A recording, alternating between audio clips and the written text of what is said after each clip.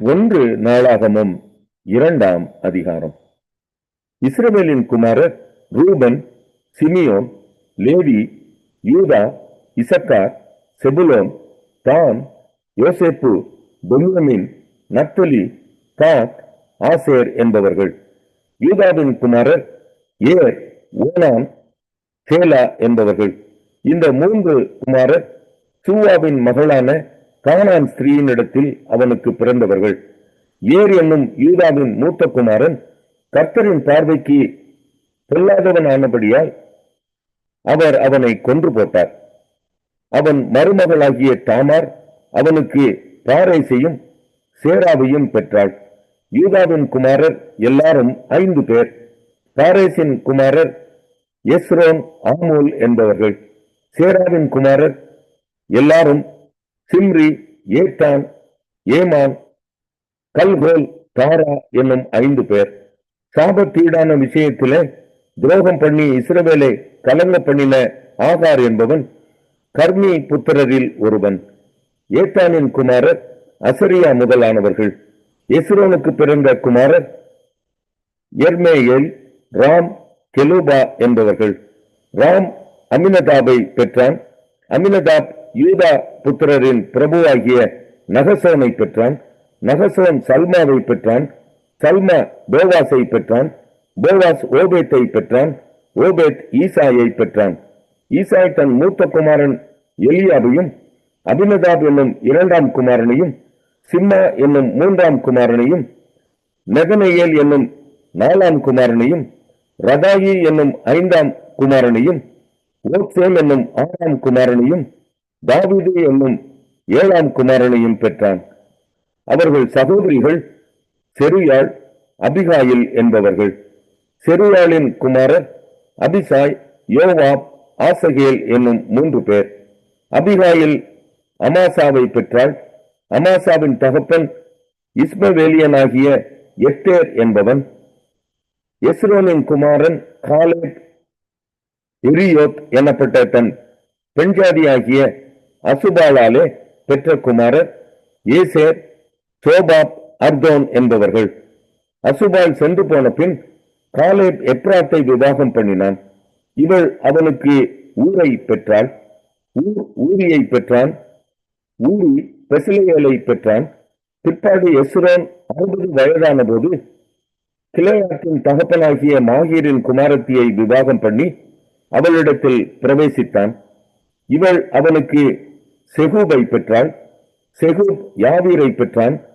இவனுக்கு கீலேயாத் தேசத்தில் 23 ஊர்கள் இருந்தது. கேசூரையும் ஆதனையும் யாவீரின் கிராமங்களையும் கேனாத்தில் உள்ள கிராமங்களாகிய 60 ஊர்களையும் அவர்கள் கையிலே வாங்கினார்கள்.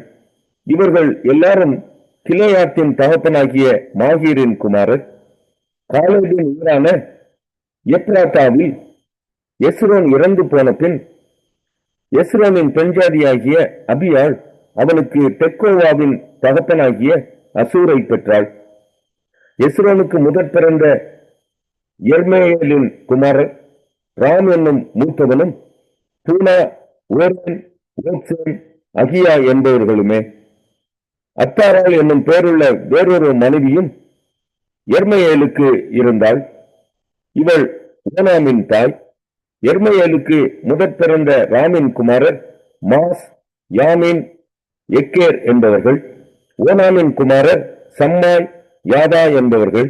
சம்மாயின் குமாரர் நாதாப், அபிசூர் என்பவர்கள். அபிசூருடைய மனைவியின் பேர் அபியாயேல். அவள் அவனுக்கு அக்பானையும் மோயிதையும் பெற்றாள். நாதாபின் குமாரர் சேலேத், அப்பாயும் என்பவர்கள். சேலேத் புத்திரர் இல்லாமல் மரித்தான். அப்பாயின் குமாரர் இசி முதலானவர்கள். இசியின் குமாரர் சேசான் முதலானவர்கள். சேசானின் குமாரத்தி அக்லாய். சம்மாயின் சகோதரனாகிய யாதாவின் குமாரர் எத்தேர், யோனத்தான் என்பவர்கள். எத்தேர் குமாரர் இல்லாமல் மரித்தான். யோனத்தானின் குமாரர் பேலேத், சாசா என்பவர்கள். இவர்கள் எர்மேயேலின் புத்திரர். சேசானுக்கு குமாரத்திகளே அன்றி குமாரர்கள் இல்லை. சேசானுக்கு யர்கா என்னும் பேருள்ள எகிப்திய வேலைக்காரன் ஒருவன் இருந்தான். சேசான் தன் குமாரத்தியை தன் வேலைக்காரனாகிய யர்காவுக்கு கொடுத்தான். அவள் அவனுக்கு அத்தாயியை பெற்றாள். அத்தாயி நாதானை பெற்றாள். நாதான் சாபாத்தை பெற்றான். சாபாத் எப்லாலை பெற்றான். எப்லால் ஓபேதை பெற்றான். ஓபேத் ஏகுவை பெற்றான். ஏகு அசரியாவை பெற்றான். அசரியா ஏலேட்ஸை பெற்றான். ஏலேட்ஸ் எலோயாசாவை பெற்றான். எலோயாசா சிஸ்மாயை பெற்றான். சிஸ்மாய் சல்லுமை பெற்றான். சல்லும் எக்கமியாவை பெற்றான். எக்கமியா எலிசாமாவை பெற்றான். எர்மையலின் சகோதரனாகிய காலேபின் குமாரர் சீப்பின் தகப்பனாகிய மேசா என்னும் முதற் பிறந்தவனும் எப்ரோனின் தகப்பனாகிய மெரேசாவின் குமாரருமே. எப்ரோனின் குமாரர் கோராகு, அப்புவா, ரெக்கேம், செமா என்பவர்கள். செமா யோர்கேயாமின் தகப்பனாகிய ரெக்கேமை பெற்றான். ரெக்கேம் சம்மாயை பெற்றான். சம்மாயின் குமாரன் மாகோன். மாகோன் பெட்சூரின் தகப்பன். காலேபின் மறுமனையாட்டி ஆகிய எப்பால் ஆரானையும் மூசாவையும் காசேசையும் பெற்றாள். ஆரான் காசேசை பெற்றான். யாதாயின் குமாரர் ரேகேம், யோதாம், கேசாம், பேலேத், எப்பா, சாகாப் என்பவர்கள். காலேபின் மறுமனையாட்டியாகிய மாகாள் சேபேரையும் திர்கானாவையும் பெற்றாள்.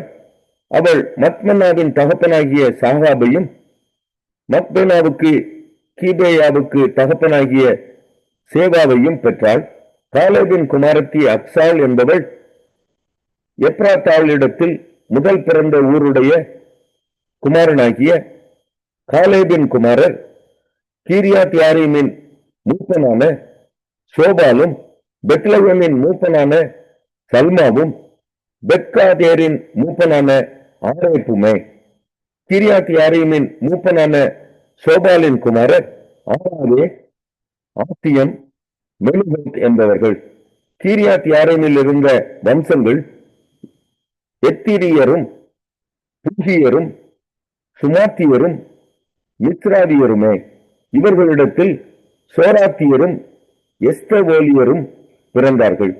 சல்மாவின் சந்ததிகள் பெத்லகேமியரும் நேத்தோபாத்தியரும் பெத் யோவாப் என்னும் அதரோத் ஊராரும் மானாத்தியரும் சூரியரிலும் பாதி ஜனங்களுமே. யாபேசில் குடியிருந்த கணக்கரின் வம்சங்கள் பிராத்தியரும் சிமாத்தியரும் சுக்காத்தியருமே. ரேகாப் வீட்டாரின் தகப்பனாகிய எசேக்கியேல் 15ஆம் அதிகாரம். கர்த்தருடைய வார்த்தை எனக்கு உண்டாகி, அவர் மனுபுத்திரனே, காட்டில் இருக்கிற செடிகளுக்குள் மற்ற எல்லா செடி கொடிகளை பார்க்கிலும் திராட்சை செடிக்கு மேன்மை என்ன? யாதொரு வேலை செய்ய அதிலே ஒரு தட்டை எடுக்கப்படுமோ? யாதொரு தட்டு முட்டை தூக்கி வைக்கும்படி ஒரு முறையை அதனால் செய்வார்களோ? இதோ அது அக்கினிக்கு இரையாக எரியப்படும். அதன் 2 முனைகளையும் அக்கினி எரித்து போடும். அதன் நடுத்துண்டும் வெந்து போ. அது எந்த வேலைக்காவது உதவுமோ? இதோ அது வேகாதிருக்கும் போதே ஒரு வேலைக்கு உதவாதிருக்க அக்கினி அதை எரித்து அது வெந்து போன பின்பு அது இனி ஒரு வேலைக்கு உதவுவதெப்படி? ஆதலால் கர்த்தராகிய ஆண்டவர் சொல்லுகிறது என்னவென்றால், காட்டு செடிகளுக்குள் இருக்கிற திராட்சை செடியை நான் அக்கினிக்கு இரையாக ஒப்பு கொடுத்தது போல எருசலேமின் குடிகளையும் அப்படியே ஒப்பு கொடுத்து என் முகத்தை அவர்களுக்கு விரோதமாக திருப்புவேன். அவர்கள் ஒரு அக்கினியில் இருந்து நீங்கி தப்பினாலும் வேறே அக்கினி அவர்களை பட்சிக்கும். அப்படியே நான் என் முகத்தை அவர்களுக்கு விரோதமாய் திருப்பும் போது நான் கர்த்தர் என்று அறிந்து கொள்வீர்கள். அவர்கள் துரோகம் பண்ணினபடியினால் நான் தேசத்தை பாழாய் போக பண்ணுவேன் என்று. லூக்கா 11ஆம் அதிகாரம். அவர் ஒரு இடத்தில் ஜெபம் பண்ணி முடித்த பின்பு அவருடைய சீஷரில் ஒருவன் அவரை நோக்கி, ஆண்டவரே, யோவான் தன் சீஷருக்கு ஜெபம் பண்ண போதித்தது போல நீங்கள் எங்களுக்கு போதிக்க வேண்டும் என்றான். அதற்கு அவர், நீங்கள் ஜெபம் பண்ணும் போது பரமண்டலங்களில் இருக்கிற எங்கள் பிதாவே, உம்முடைய நாமம் பரிசுத்தப்படுவதாக, உம்முடைய ராஜ்யம் வருவதாக, உம்முடைய சித்தம் பரமண்டலத்திலே செய்யப்படுகிறது போல பூமியிலேயும் செய்யப்படுவதாக. எங்களுக்கு வேண்டிய ஆகாரத்தை அன்றென்றும் எங்களுக்கு தாரும். எங்கள் பாவங்களை எங்களுக்கு மன்னியும், நாங்களும் எங்களிடத்தில் கடன்பட்ட எவனுக்கும் மன்னிக்கிறோமே. எங்களை சோதனைக்குட்பட பண்ணாமல் தீமையின் நின்று எங்களை ரட்சித்துக் கொள்ளும் என்று சொல்லுங்கள் என்றார். பின்னும் அவர் அவர்களை நோக்கி, உங்களில் ஒருவன் தனக்கு சிநேகிதனாய் இருக்கிறவனிடத்தில் பாதி ராத்திரியிலே போய், சிநேகிதனே, என் சிநேகிதன் ஒருவன் வழி பிரயாணமாய் என்னிடத்தில் வந்திருக்கிறான், அவன் முன் வைக்கிறதற்கு என்னிடத்தில் ஒன்றும் இல்லை, நீ 3 அப்பங்களை எனக்கு கடனாக தர வேண்டும் என்று கேட்டுக்கொண்டான். வீட்டுக்குள் இருக்கிறவன் பிரதியுத்தரமாக, என்னை தொந்தரவு செய்யாதே, கதவு பூட்டியாயிற்று, என் பிள்ளைகள் என்னோட கூட படுத்திருக்கிறார்கள், நான் எழுந்திருந்து உனக்கு தரக்கூடாது என்று சொன்னான். தனக்கு அவன் சிநேகிதனாய் இருக்கிறதின் நிமித்தம் எழுந்து அவனுக்கு கொடாவிட்டாலும் தன்னிடத்தில் அவன் வருந்தி கேட்கிறதின் நிமித்தமாவது எழுந்திருந்து அவனுக்கு தேவையானதை கொடுப்பான் என்று உங்களுக்கு சொல்லுகிறேன். மேலும் நான் உங்களுக்கு சொல்லுகிறதாவது, கேளுங்கள், அப்பொழுது உங்களுக்கு கொடுக்கப்படும், தேடுங்கள், அப்பொழுது கண்டடைவீர்கள், தட்டுங்கள், அப்பொழுது உங்களுக்கு திறக்கப்படும். ஏனென்றால் கேட்கிறவன் எவனும் பெற்றுக்கொள்கிறான், தேடுகிறவன் கண்டடைகிறான், தட்டுகிறவனுக்கு திறக்கப்படும். உங்களில் தகப்பனாய் இருக்கிற ஒருவனிடத்தில் மகன் அப்பம் கேட்டால் அவனுக்கு கல்லை கொடுப்பானா? மீனை கேட்டால் மீனுக்கு பதிலாய் பாம்பை கொடுப்பானா? அல்லது முட்டையை கேட்டால் அவனுக்கு தேளை கொடுப்பானா? சொல்லாதவர்களாகிய நீங்கள் உங்கள் பிள்ளைகளுக்கு நல்ல ஈவுகளை கொடுக்க அறிந்திருக்கும் போது பரமபிதாவானவர் தம்மிடத்தில் வேண்டிக் கொள்ளுகிறவர்களுக்கு பரிசுத்த ஆவியை கொடுப்பது அதிக நிச்சயம் அல்லவா என்றார். பின்பு அவர் ஊமையில் இருந்த பிசாசை துரத்தினார். பிசாசு புறப்பட்டு போன பின்பு ஊமையன் பேசினான். ஜனங்கள் ஆச்சரியப்பட்டார்கள். அவர்களில் சிலர், இவன் பிசாசுகளின் தலைவனாகிய பெயல் செபூலை கொண்டு பிசாசுகளை துரத்துகிறான் என்றார்கள். வேறு சிலர் அவரை சோதிக்கும்படி வானத்தில் இருந்து ஒரு அடையாளத்தை காட்ட வேண்டும் என்று அவரிடத்தில் கேட்டார்கள். அவர்களுடைய சிந்தனைகளை அவர் அறிந்து அவர்களை நோக்கி, தனக்கு தானே விரோதமாய் பிரிந்திருக்கிற எந்த ராஜ்யமும் பாழாய்ப்போம், தனக்கு தானே விரோதமாய் பிரிந்திருக்கிற எந்த வீடும் விழுந்து போம். சாத்தானும் தனக்கு தானே விரோதமாய் பிரிந்திருந்தால் அவன் ராஜ்யம் எப்படி நிலை நிற்கும்? இப்படி இருக்க பெயல் செபூலை கொண்டு நான் பிசாசுகளை துரத்துகிறேன் என்கிறீர்களே. நான் பெயல் செபூலினாலே பிசாசுகளை துரத்தினால் உங்கள் பிள்ளைகள் அவர்களை யாராலே துரத்துகிறார்கள்?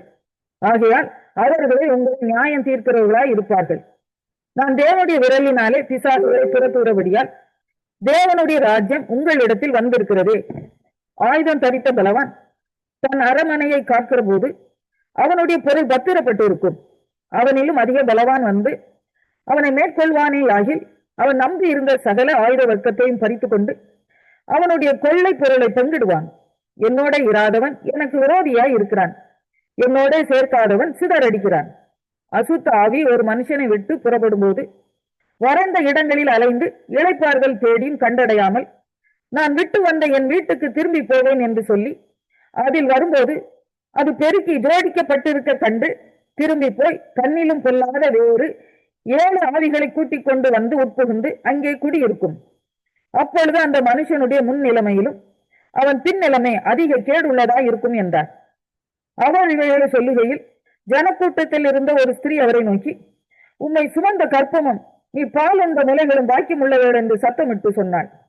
அதற்கு அவர், அப்படியானாலும் தேவனுடைய வார்த்தையை கேட்டு அதை காத்துக் கொள்கிறவர்களே அதிக பாக்கியவான்கள் என்றார்.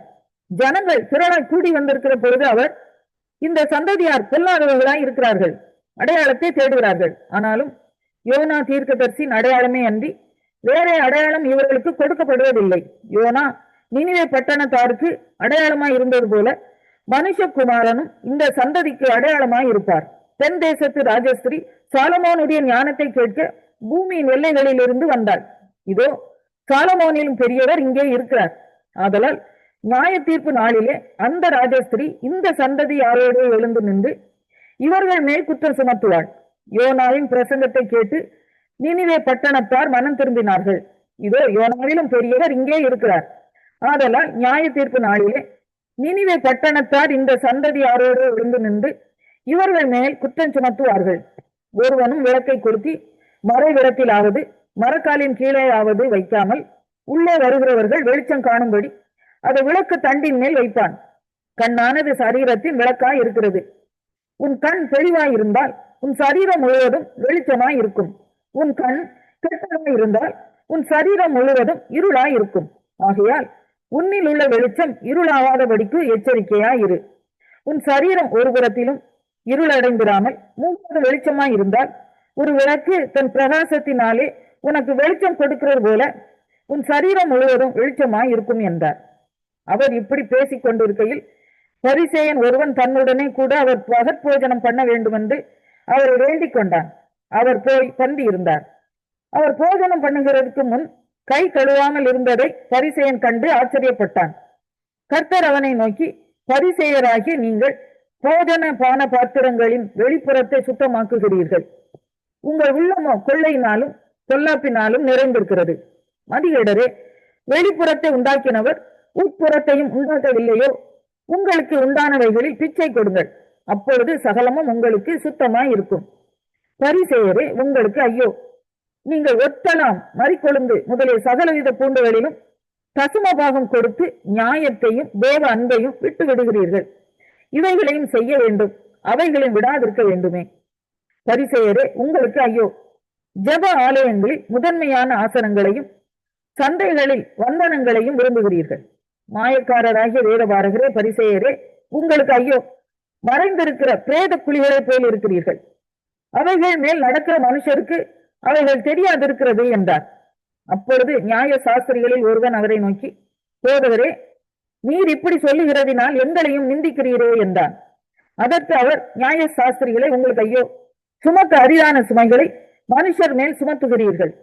நீங்களோ உங்கள் விரல்களில் ஒன்றினாலும் அந்த சுமைகளை தொடவும் மாட்டீர்கள். உங்களுக்கு ஐயோ!